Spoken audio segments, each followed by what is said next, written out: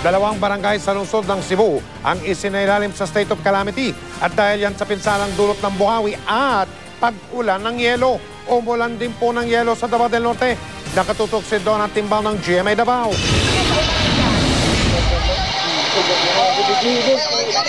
Malakas na hangin at pag-ulan na may kasamang yelo ang gumulat sa mga residente ng Barangay Tanglaw sa Brauli, Duhali, Davao del Norte kahapon. Ayon sa ilang residente, kasing laki ng holen ang bumagsak na yelo. Pero hindi raw ito ang unang pagkakataon na inulan sila ng yelo. Una raw nila itong naranasan noong 2010. Kita nga ako, ice, nagbagsakan. Pero dili ingon nga kanunay pag medyo mugap na po siya, nanapon, pag piti-piti na po ng hilo, ingon ani siya kadagko. Para bato kadagko. Napinsala naman ang ilang bahay dahil sa lakas ng hangin. Ang ilan, natanggalan ng bubong. Yung kusog ang hangin, yung kalit magbuto. Diya sa atop, pagbuto, largo ka, putol ang kahoy ba? Pag kuan rin, hagsak ang tubig, nga partindaghana, di nanagan, may dito. Mautong lupad na asin. Napinsala rin ang ilang pananim sa lugar kabilang ang mga puno ng saging. Inaalam pa raw ng lokal na pamahalaan ang lawak ng iniwang pinsala ng insidente. Ayon naman sa Pag-asa Davao, hailstorm na dulot ng thunderstorm ang naranasan ng mga residente. Paalala nila, mas mainam na manatili sa loob ng bahay sakaling umulan ulit ng yelo. Sa Cebu City naman, bakas din ang pinsalang iniwan ng hailstorm at buhawi sa Sitio Lamak pinamungahan noong Huwebes. Sa kuwang ito ni Youth Cooper Ariel Limocon, kita ang mga nasirang bahay at naputol na mga puno ilang minuto matapos ang pananalasa. Sa tala ng lokal na pamahalaan, aabot sa 180 na mga bahay ang nasira. Naputol din ang linya ng kuryente sa lugar. Nagpadala na ng relief goods at financial assistance ang pamahalaang lokal sa mga apektadong residente. Nagdeklara na rin ng state of calamity sa lugar. Mula sa Davao City, Madonna Timbal, nakatutok 24 oras. Samantala, kilala po ang aso bilang man's best friend. At isang patunay dito ang natatanging pagkakaibigan ng isang lalaking paralisado at ng kanyang aso na nagsisilbing kaagapay niya sa buhay. Yan po ang tinutukan ni Jamsi Santos. Sinong di maaantig sa larawang ito na kumakalat sa Facebook? Isang asong matyagang hinihila ang kanyang among paralisado para ligtas na makatawid sa kalsada. Aming hinanap ang pares at dito namin sila natuntun. Saglit na nagpapahinga sa gilid ng D2000 Street sa Quezon City matapos ang ilang oras na pamamalimos. Kwento sa amin ni Mang Tony, taong 1988 nang malumpo siya matapos tamaan ng bala ang kanyang likod na nagdulot sa kanya ng paralysis.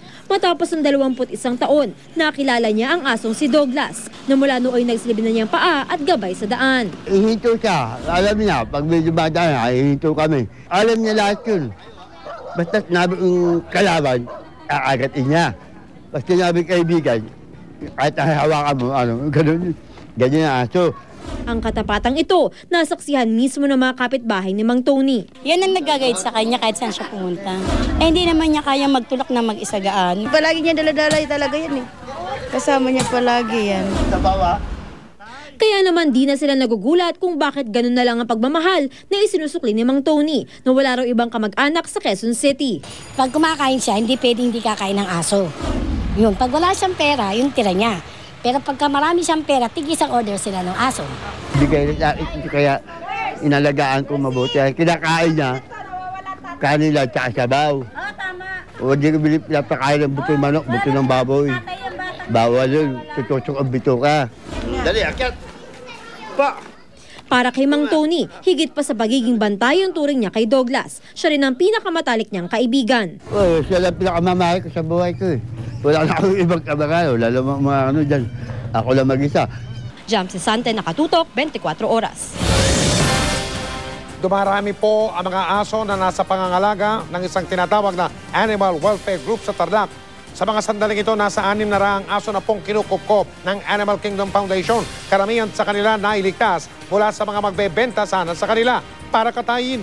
Pero dahil kapos ang pondo ng grupo para sila maalagaan ay pwede pong ampunin ang mga asong nakikita nyo yan. May 500 pisong donasyon na hinihiling sa mga gusto magampon pero nakatitiyak naman na sinailalim sa rehabilitasyon ng mga aso, nakapon na rin sila at kompleto pa sila sa bitamina pati na sa bakuna.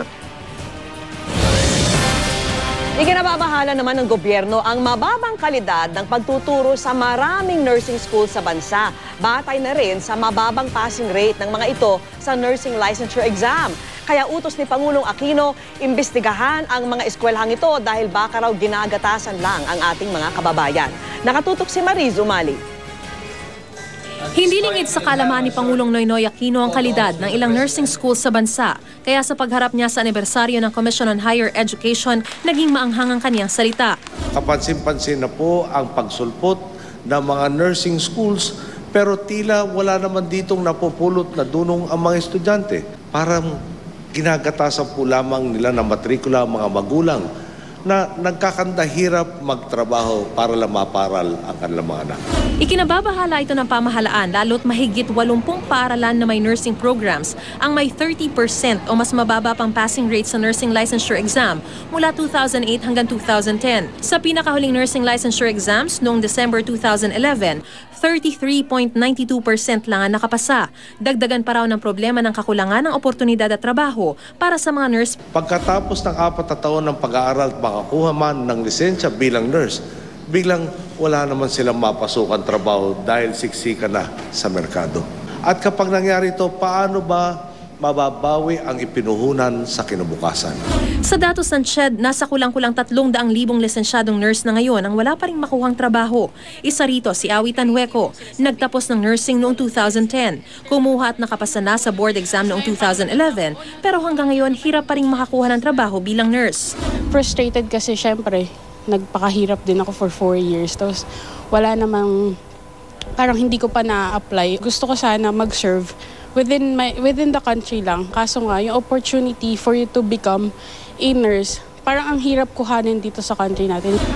Ayon sa grupong NARS, may mas malalim na problema. Ang pang-aabuso raw ng mga institusyon at lipunan sa mga nurse ng bansa sa pamamagitan ng pagkuha sa mga lisensyadong nurse bilang false volunteers o false trainees. Akala ng mga batang nurse, yung certificate of training at certificate ng volunteerism, pwede nilang ipakita sa abroad at tanggapin sila.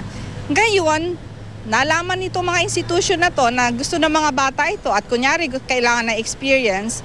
So ang ginawa nila, pinavolunteer nila yung mga nurse nang walang sweldo, walang benefits, walang security of tenure, kawawang mga batang nurse na dapat bigyan sila ng tamang sweldo at tamang trabaho. Sa kabila ng kakulangan ng oportunidad, hindi pinanghihinaan ng loob si Desiree Paglinawan.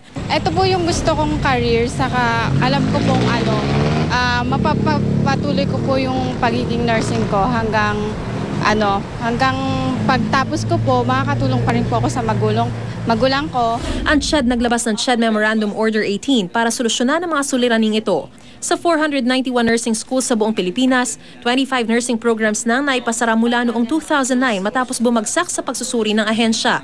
83 nursing schools na rin ang nakatakdang ipasara ngayong taon dahil sa mababang passing rate sa mga board exam. Seryoso tayo rito at patuloy nating tinutugunan itong panawagang ito na linisin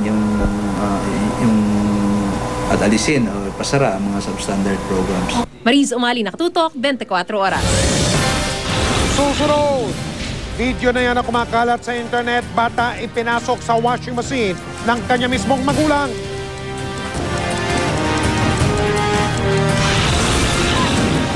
Mga bituin sa Hollywood na sina Ian Somerhalder at Joe Jonas bumisita sa Pilipinas.